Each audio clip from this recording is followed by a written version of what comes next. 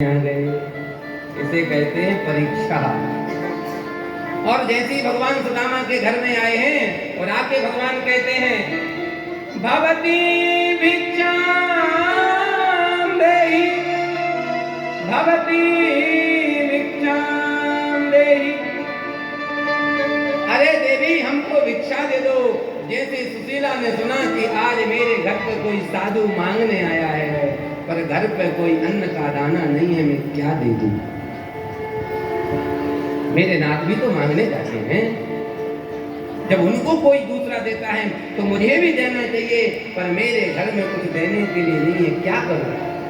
अगर मैं कहती हूँ कि मेरे घर में कुछ देने के लिए नहीं है तो मेरे पति की बेइज्जती होगी, और कोई पति पता स्त्री अपने पति की बेइज्जती नहीं करा सकती। अब महाराज सुशीला जी ने सोचा क्या करें, तो सुशीला जी सोचती हैं कुछ देर तक दरवाजा नहीं खोलूंगी तो अपने आप आगे बढ़ जाएगा। तो सुशीला जी चुपचाप बैठी हैं, कुछ नहीं कह रही, पर गोविंद तो आज कसम खा के आए हैं या तो लेके आऊंगा या दे के आऊंगा। आज फैसला की घड़ी है।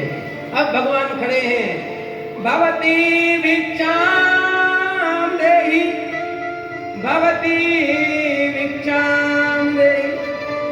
अरे भिक्षा दे दो, फिर भी आवाज नहीं आई। भगवान कुंडी खटखटाते हैं, अरे भैया नहीं देना तो कम से कम मना कर दो, कुछ तो बोलो, मेरा नियम है। बिना लिए जाता नहीं। अब भगवान तो अड़ के खड़े हो गए। जैसे ठाकुर जी अड़ गए, अंदर से रोते हुई सुशीला कहती है, साधु बाबा माफ करना, क्या हुआ? मैं आपको भिक्षा नहीं दे सकती। क्यों? क्योंकि मेरे घर में सोबर है, मेरे घर में सूतक है। झूठ बोल रही। क्यों? सूतक की कहूंगे बाबा चला जाएगा, पर ठाकुर जी तो सब जानते हैं, प्रभु कौन छुपा सकता उनसे। भगवान ने कहा देवी काय बात का सूतक है? सुशीला बड़ी बड़ा तो साधु में बनने वाला। तब सुशीला रोती हुई कहती, महाराज मेरे घर में गरीबी रूपी कन्या ने जन्म दिया। कब तक सूतक है? सुशीला कहती जीवन पर्यंत। साधु कहते दरवाजा खोलो। सुशीला आ गई सामने, अरे बावरी घुट घुट के क्यों मर रही है? अपने पति को द्वारका भेज दे, द्वारकानाथ इतना देंगे तुम संभाल नहीं पाओगे। सुदामा भगवान चले गए, सुदामा जी आए, पर भगवान समझा गए, ये मत कहना कि तुम द्वारका से मांग लाओ। फिर क्या कहना?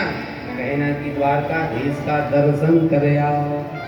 जैसे ही सुदामा जी आए हैं, सुशीला दौड़ी दौड़ी गई और सुदामा से कहती है, स्वामी स्वामी मेरी इच्छा है, अयम ही परमो लाभो उत्तम श्लोक दर्शया।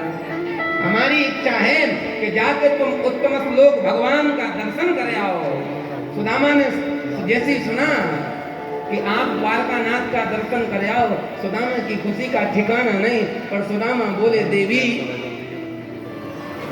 हमने गुरुकुल में जब पढ़ते थे तो हमने सुना है 4 जगह खाली हाथ नहीं जाना चाहिए। गुरु के घर में, सत्संग में, पिता के घर में, मित्र के घर में खाली हाथ नहीं जाना चाहिए। कन्हैया मेरा मित्र भी है, पिता भी है, गुरु भी है। देवी हम पे धरोई का जो लेके चले जाएं। सुशीला कहती आप जाओगे तो व्यवस्था मैं कर दूंगी। हाँ जाऊंगा। आज भैया सुशीला मांगने के लिए गई है। भागवत जी में लिखा है, या चित्वा चतुरो मुष्टि विप्राम प्रतुकटंडोला। भैया सुशीला मांगने के लिए गई है। निवेदन करूं, आज सुशीला के लिए किसी ने 4 मुट्ठी चावल नहीं दिए। भैया जब तक आपके पास पैसा है लोग कहेंगे साहब जी आप कैसे हो, और जिस दिन धन नहीं होगा तो बेटा ही बाप से कहता कि तुमने कमाया ही क्या। संसार में सारे संबंध आज धन के गए। सुशीला रोती हुई आ रही है, क्या मेरे नाथ द्वारका नहीं जा पाएंगे मेरे स्वामी? जैसे सुशीला रोई है, भक्त की आंखों में आंसू आ जाएं, भगवान स्वीकार नहीं कर सकते। भगवान ने सुशीला की आंखों में आंसू देके गोविंद को क्रोध आ गया और आज भगवान ने कहा चक्र चक्र चक्र, 4 बार चक्र सुदर्शन को याद किया है। सुदर्शन जी सामने खड़े हो गए, प्रभु आज्ञा करो, जाओ जाकर के ब्रह्मा की गर्दन कलम कर दो। क्यों? मेरे भक्त के भाग्य में ऐसा ही गरीबी लगी। जैसे सुदर्शन जी जाने लगे, भगवती रुक्मणी ने भगवान के पैर पकड़ लिए, नाथ क्या कर रहे हो, अनर्थ हो जाएगा। और आज भगवती रुक्मणी ने टेढ़ी नजर की है, अन्न की देवी भगवती अदिति मैया ने अन्न की वृष्टि की है। सुशीला रोती हुई आ रही थी, रास्ते में अन्न पड़ा था, आज सुशीला ने रास्ते का चावल उठाया है, इसलिए सुखदेव जी को लिखना पड़ा, याचित्वा चतुरो मुष्टि विप्राम प्रतुक टंडोलाम। प्रतुक टंडोल है, प्रतुक का मतलब अलग अलग, कोई टूटा है, कोई सेंगा है, कोई मेला है, कोई गुजरा है, कोई सांप है। सुशीला उस गली के रास्ते के चावल को लेकर तो आ गई, लेकिन कैसी विपन्नता है कि घर में कोई वस्त्र नहीं है जिसमें वो पोटली बांध सके। अब सोच रही किसमें चावल बांधूं, जब कुछ भी नहीं सूझा तो आज सुशीला ने अपनी साड़ी को फाड़ा, और जैसी सुशीला ने अपनी साड़ी को फाड़ा तो गोविंद कहते, सुशीला क्या कर रही है? मैं अपने भक्त के चीर को बढ़ाता हूँ, फाड़ता नहीं। और आज भैया सुशीला ने तर के ऊपर तर किया है, चावलों की पोटली बांधी है, सुदामा को दी है। सुदामा ने चावलों की पोटली कांख में दबाई है और द्वारका के लिए यात्रा कर रहे हैं। आइए हम भी द्वारका की यात्रा करते हैं। चले श्याम सुंदर से मिलने सुदामा, गाते चले हरे कृष्ण राम।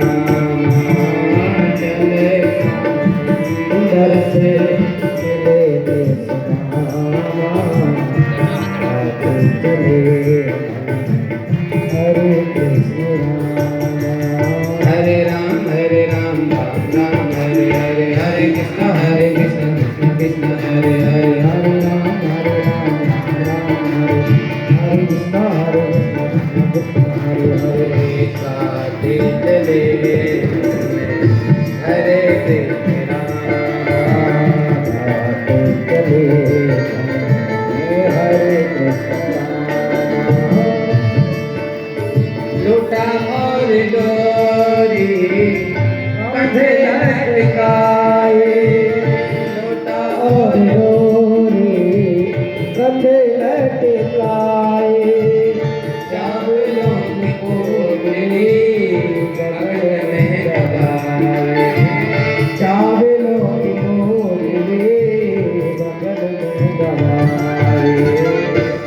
पहुँचे हैं जाके श्री द्वारिका के धाम, पहुँचे जाके श्री द्वारका धाम।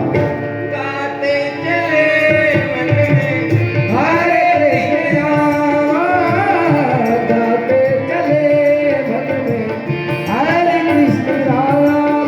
हरे राम राम राम हरे हरे, हरे कृष्ण हरे हरे, हरे राम गाइए, हरे कृष्ण कृष्ण कृष्ण हरे हरे, हरे राम राम हरे हरे, हरे कृष्ण कृष्ण कृष्ण हरे हरे, हरे राम राम हरे हरे, हरे कृष्ण कृष्ण हरे हरे। गाते चले हरे कृष्ण। और पहुँचे हैं जाके श्री द्वारिका के धाम। यात्रा तो बहुत लंबी है, 6 महीने में पहुंचे सुदामा।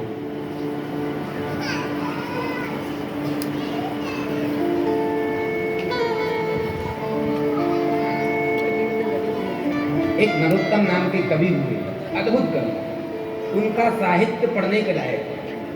अगर सुदामा चरित्र कहना है, सुनना है, पढ़ना है तो एक बार नरोत्तम कवि को जरूर पढ़ो।